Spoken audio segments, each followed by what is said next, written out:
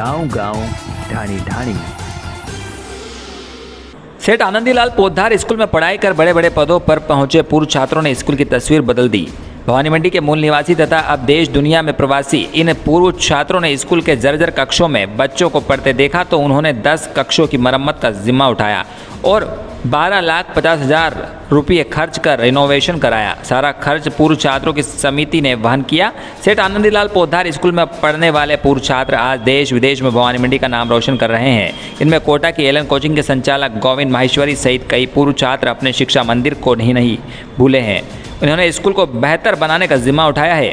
रविवार को कक्षाओं के लोकार्पण कार्यक्रम में पूर्व छात्रों ने पुराने मित्रों से मिलकर स्कूल के जमाने की यादें ताज़ा की। भवानी मंडी वेलफेयर सोसाइटी ट्रस्ट की ओर से समाज सेवी JK अरोड़ा के मुख्य अतिथि ISS गिरधर बेनीवाल व DSP गोपीचंद मीणा के विशिष्ट अतिथि में नवीन कक्षों का लोकार्पण किया गया। पूर्व छात्रों का कहना है कि उनके समय में स्कूल में सुविधाओं का अभाव हुआ करता था। यहाँ न तो बेहतर क्लासरूम थे और न ही अन्य कोई सुविधाएं। अब वह नहीं सोचते हैं कि आने वाली पीढ़ी भी ऐसे ही अभाव में पढ़ाई करे, इसलिए यहाँ बेहतर से बेहतर सुविधाएं मिले, इसके लिए प्रयास किए जा रहे हैं।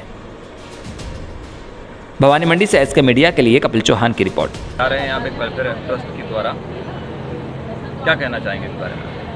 देखिए, अपनी यादें जो हैं हमेशा जीवंत रखनी चाहिए। अपनी स्मृतियों को जब जो व्यक्ति हमेशा जीवंत रखता है वो ज़िंदगी में तरक्की करता है, हम ये मानते हैं। क्योंकि भवानी मंडी से हमारी स्मृतियाँ जुड़ी हुई हैं, चाहे हम यहाँ पढ़े हों, चाहे खेले हों, चाहे बचपन में आए हों या और भी जिस तरह से। तो लगता है कि इस ट्रस्ट की स्थापना के पीछे मूल भावना यही थी कि हम कैसे भवानी मंडी से जुड़ें, और जुड़ने के लिए हमारा यहाँ आना ज़रूरी है। अगर आएँ तो कुछ करना ज़रूरी है।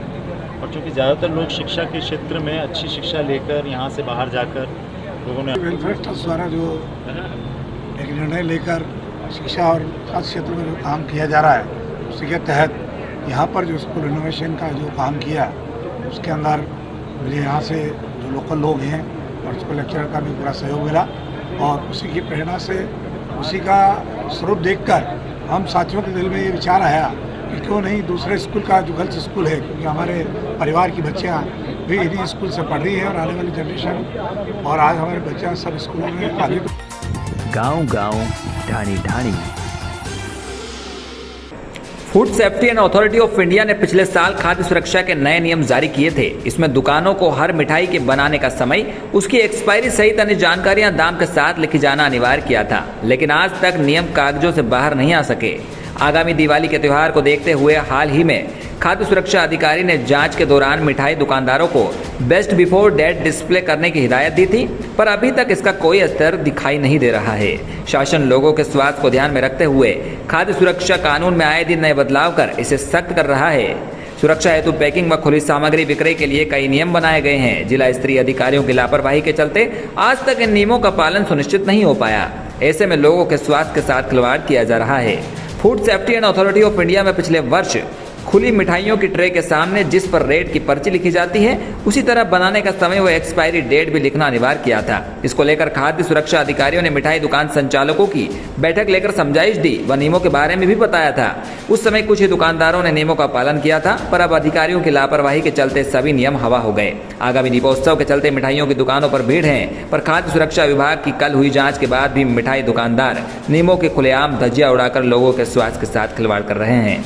शहर की गांधी सर्किल पर बंधु कचौरी मिष्ठान भंडार व उसके पास लगी मिठाइयों की दुकानें, सब्जी मंडी चौराहा व रेलवे स्टेशन तिराहे पर लगी जोधपुर मिष्ठान भंडार व अन्य कई दुकानें सहित जगह जगह बगैर बेस्ट बिफोर डिस्प्ले के ही मिठाइयां बिक रही है। स्थानीय मिठाई व रेस्टोरेंट संघ अध्यक्ष मयूर कुमार ने बताया कि पूरे कस्बे में छोटी बड़ी मिलाकर लगभग 30 मिठाई की दुकानें हैं। यहाँ से करीब 22 से 25 क्विंटल मावे की खपत हो जाती है। भवानी मंडी से SK मीडिया के लिए ब्यूरो रिपोर्ट कपिल चौहान। गांव गांव ढाणी ढाणी। बड़ौदा राजस्थान क्षेत्रीय ग्रामीण बैंक की पगारिया शाखा के खातेदार की दुर्घटना में मौत हो जाने पर परिजनों द्वारा किए गए क्लेम पर सोमवार को बैंक द्वारा 2 लाख की सहायता राशि का चेक सौंपा गया। शाखा प्रबंधक दीपक वर्मा ने बताया कि बैंक के खाता धारक फोरूलाल ने प्रधानमंत्री सुरक्षा बीमा योजना के तहत बीमा करवाया था। खाताधारक फोरूलाल की 3 माह पूर्व सड़क दुर्घटना में मृत्यु होने पर उसके पुत्र द्वारा बीमा क्लेम किया गया था, जिस पर बीमा कंपनी द्वारा निस्तारण करते हुए पगारिया शाखा के द्वारा प्रार्थी को सोमवार को 2 लाख रुपए की राशि का चेक सौंपा गया। इस अवसर पर शाखा प्रबंधक द्वारा सभी खाताधारकों से अपने खाते के साथ ही बीमा कराने की अपील की गई। इस दौरान सहायक शाखा प्रबंधक सलमान खान, सहायक प्रबंधक महक सिंह भी, head cashier Pappu Singh, bank मित्र दीपक सोनी, परिचायक मांगीलाल नाथ, सुरक्षाकर्मी निहाल सिंह चौधरी आदि मौजूद रहे। आवर से इसके मीडिया के लिए मनोज जैन की रिपोर्ट। बैंक के ग्राहक फोरूलाल जिनका निधन आज से 3 महीने पूर्व हुआ था एक्सीडेंट की वजह से, उनका सुरक्षा बीमा योजना के तहत 12 रुपये का एक बीमा था, जिसका क्लेम जो है उनके द्वारा नामिनी किए गए दिलीप द्वारा यहाँ पर प्रस्तुत किया गया, जिसका निस्तारण बैंक ने त्वरित रूप से किया और आज 2 लाख की राशि का जो चेक है वो इनको सुपुर्द किया गया। तो बैंक का समस्त ग्राहकों से ये निवेदन है कि वो 2 लाख की राशि का जो कि 12 रुपये का बीमा है। गांव-गांव, ढाणी-ढाणी।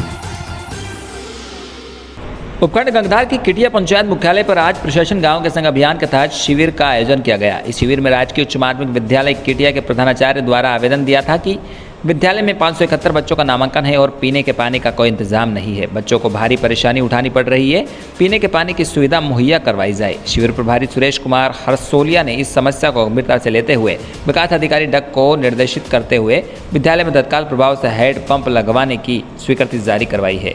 इस शिविर में राजस्व विभाग, चिकित्सा विभाग, समाज कल्याण विभाग सहित अन्य विभागों ने स्टॉल लगाए तथा ग्रामीणों के फॉर्म भरवाने के लिए अलग से कर्मचारी लगाए हैं। हैंडपंप स्वीकृति पर विद्यालय परिवार की ओर से शिविर प्रभारी का धन्यवाद ज्ञापित किया गया। चौमेला से इसके मीडिया के लिए रमेश मोदी की रिपोर्ट। गांव-गांव, ढाणी-ढाणी।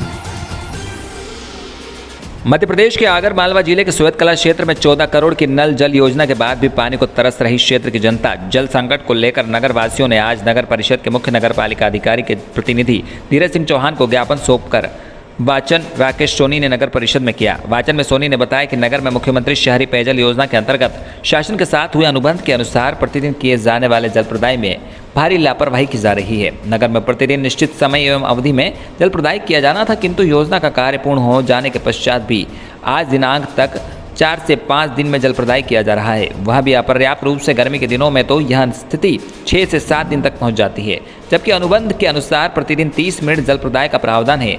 इस सब के साथ ही कंपनी ठेकेदार द्वारा अन्य कई प्रकार की अनियमितताएं बरती जा रही है। पूरे नगर में कई स्थानों की सड़कों जो कि ठेकेदार द्वारा पाइपलाइन डालने के लिए खोदी गई थी, वह आज तक रिपेयरिंग नहीं की गई। ठेकेदार द्वारा बिछाई गई पाइपलाइन भी निर्धारित मापदंडों के अनुसार नहीं होकर उपयोग की गई सामग्री पाइप आदि गुणवत्ता ही नहीं, जिसकी वजह से आए दिन नगर में विभिन्न हिस्सों में पाइपलाइन टूटी फूटी रहती है। पानी सड़कों पर बहता रहता है, हजारों लीटर पानी का दुरुपयोग हो जाता है, जिसके कारण पूरे नगर में आवागमन में भी भारी अव्यवस्था उत्पन्न होती है।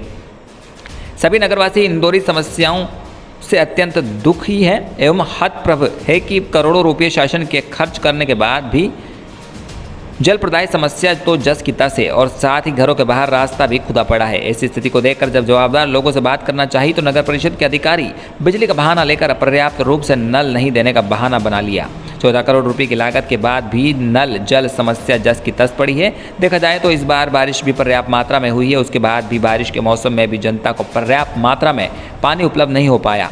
बिजली की समस्या को देखकर तो ऐसा लगता है कि आने वाले दिनों में पानी भी कुएं से खींचकर लाना पड़ सकता है। अब देखना यह होगा कि 14 करोड़ की लागत से विश्व इंफ्रास्ट्रक्चर एंड सर्विस प्राथमिक लिमिटेड तेलंगाना हैदराबाद कंपनी के ठेकेदार द्वारा जनरेटर की व्यवस्था कर पानी की अव्यवस्थाओं को सुधारा जाता है या नगर परिषद और ठेकेदार के आपसी समझौते में आम जनता पानी के लिए तरसती रह जाती है। सोयत कला से इसके मीडिया के लिए कमलेश माली की रिपोर्ट।